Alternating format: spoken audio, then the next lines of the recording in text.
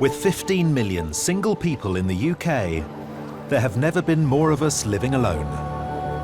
Something isn't working. Online dating, blind dates, like you name it.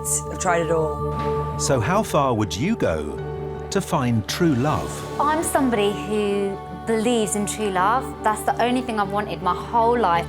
Last year, 1,500 brave single people put themselves forward to be matched by a panel of experts, using the latest psychological, anthropological and DNA matching techniques. We can predict who you'll fall in love with better than you can. They have placed their faith in the hands of science.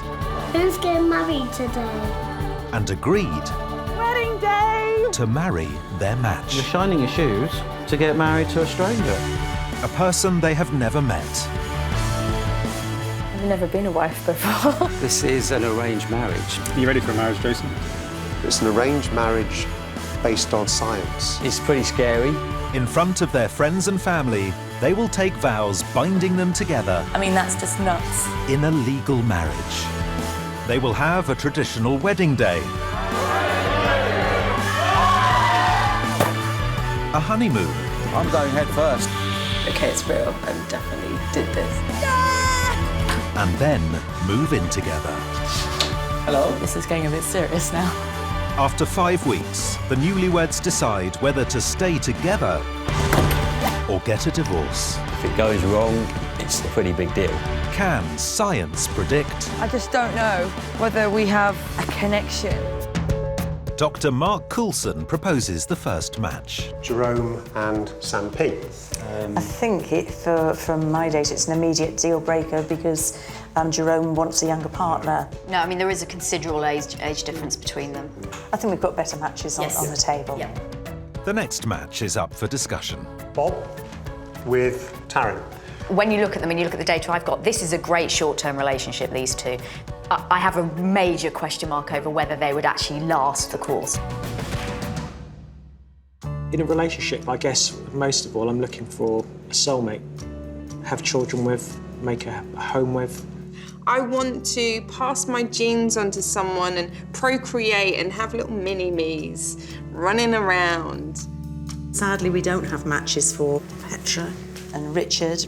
Smart, I guess. I do like smart guys, but I've never really been out with a smart guy. Maybe we need to say goodbye to them so we can seek the matches we've got. With no match yet agreed, Mark has a couple he's very confident about. They are amongst the most compatible people we've ever seen. Psychologically, they score at the 100th percentile as a couple. This is quite extraordinary. I'm a very warm and a caring person. You know, I would do anything for somebody who loved me and who I loved in return. When you look at their video elicitations of how they spend their weekend, it was very interesting because you could almost have substituted one for the other. I'm just on a lunch break from work here on Oxford Street. Yep, got a few hours to go and then we've got Christmas parties tonight, so busy, busy time. Feeling quite good. Obviously, it's Friday. I've got my housemates there leaving do, and I've got my football team drinks. Cheers, guys. At the moment, I go out with my friends and everyone's together in couples. And it's that time at the end of the night when everyone goes off in their couples and everyone's gone home, and then there's just me left walking to the tube on my own. The thing I'll say about James is his genetic profile is also very good. He carries a version of the oxytocin receptor gene, which improves his propensity to actually pair bond and pair bond for a very long time. I'm calm and I'm collected. I'm not a roller coaster of emotions. I'm a good listener. I can procrastinate sometimes. I don't know. I think I'm all right, though, to be fair, in the long run. Now, the way somebody attaches in a romantic relationship describes the way they actually approach the bond of being in that relationship. Now, James is what we call preoccupied, and what this means is that James tends to be quite an anxious person when he's in a relationship, which can be a good thing because it means he puts a lot of work into maintaining that relationship. And Emma is dismissive avoidant. So she maybe sometimes doesn't like too high levels of intimacy. Quite independent and I suppose a little bit selfish, not letting other people in. I haven't put finding somebody up there on my list really until, I suppose, now. James and Emma are the first couple to be unanimously matched. All being well, they will be married in 4 weeks' time. The debate continues. I would like to propose the following match. Jason and Kate. Extremely well suited to each other, similar personalities, interests, similar style of communication.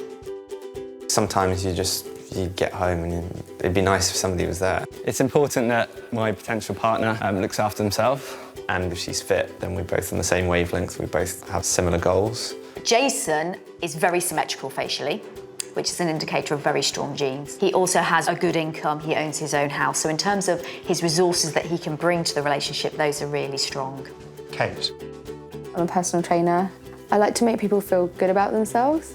I think I'm single at the moment because if you only have like one night off a week, it's such precious time that you'd rather see people that, you know, you already love.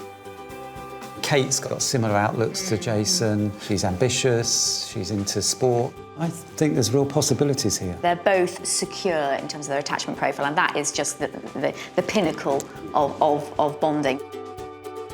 So, Jason and Kate. Our next pairing, Jack and Sam. Again, a very strong match. One of the issues that Jack's profile brought up for me is he's actually got quite traditional views about gender roles in relationships.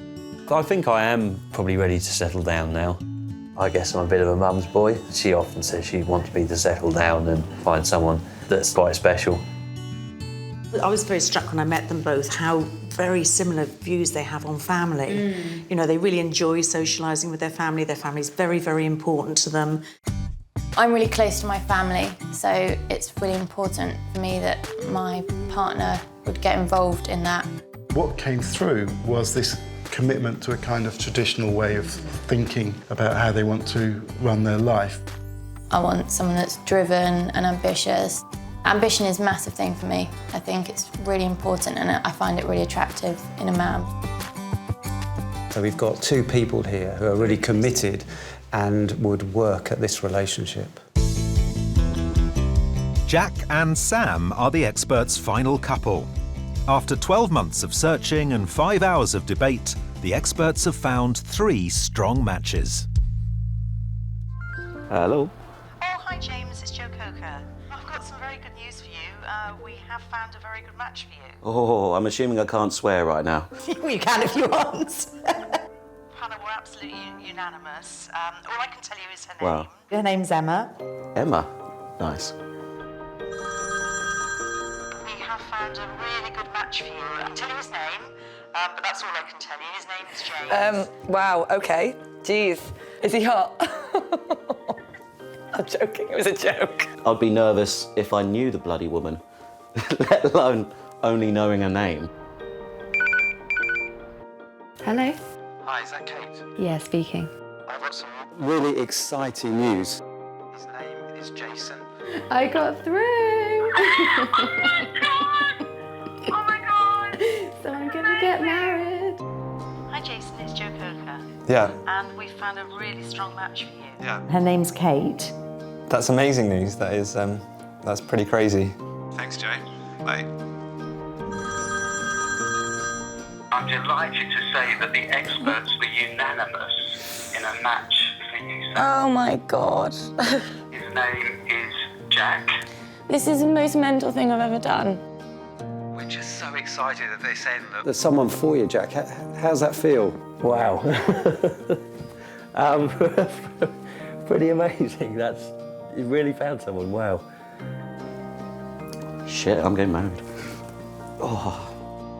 Once they get over the shock of being matched, they have to get their friends and family on board. The prospect of marrying a stranger is too hard for some of Sam's family to accept, and so for Sam and Jack, the experiment comes to an end.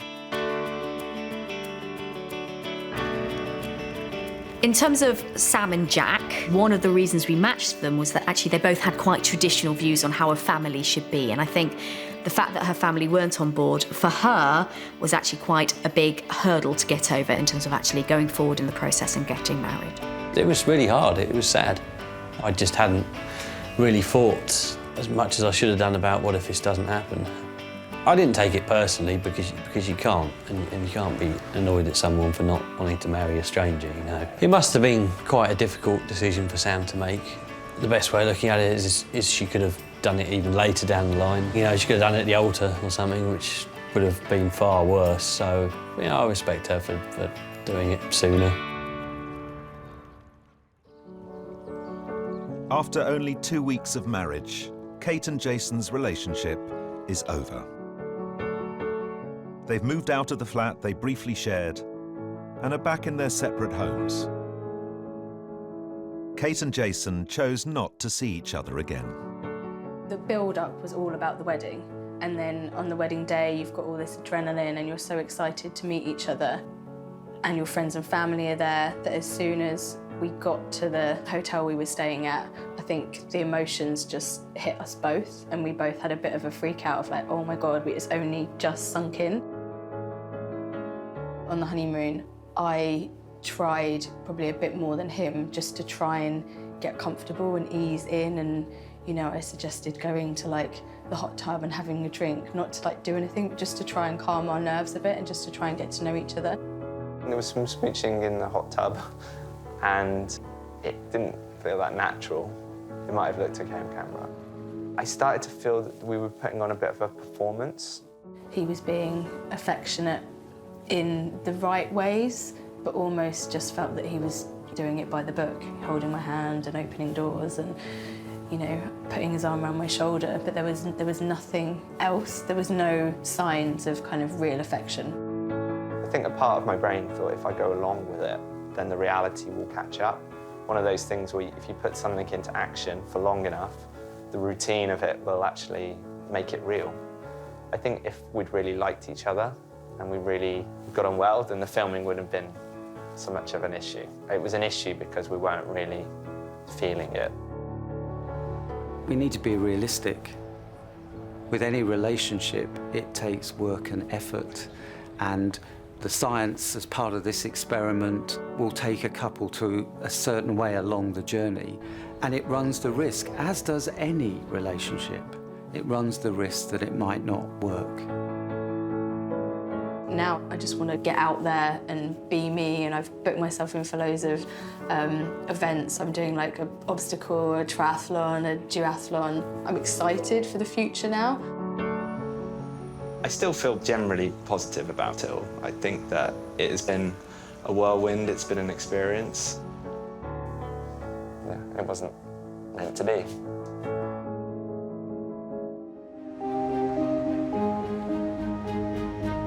One year ago, a group of experts came together to test the science of matchmaking. 1,500 single people applied, all looking for love. Based on rigorous testing, the experts determined the most suitable pairings. They are amongst the most compatible people we've ever seen. 2 couples decided to make the legally binding commitment. Kate and Jason's relationship broke down just 2 weeks into the experiment, leaving just 1 couple. You all right? Hi. Evening. All right. You all right? Yeah, good. You okay? Yeah. Aww. No, not for you. They're mine. Oh, lovely colours. In the space of only 5 weeks, James and Emma met, married, and set up home. Oh, wowza. Relax. But are they destined to be partners in love or just good friends? Look at them, his earrings. I reckon they could actually hold, couldn't they? Getting matched with somebody like James has been really interesting because I don't think it would have ever gone for James if I'd seen him in a pub. Whatever happens, I think we'll always have this special bond because of this experience. It's been a tough few weeks for myself. It taxes you. But I'm glad I did it. Oh, it's come down to that.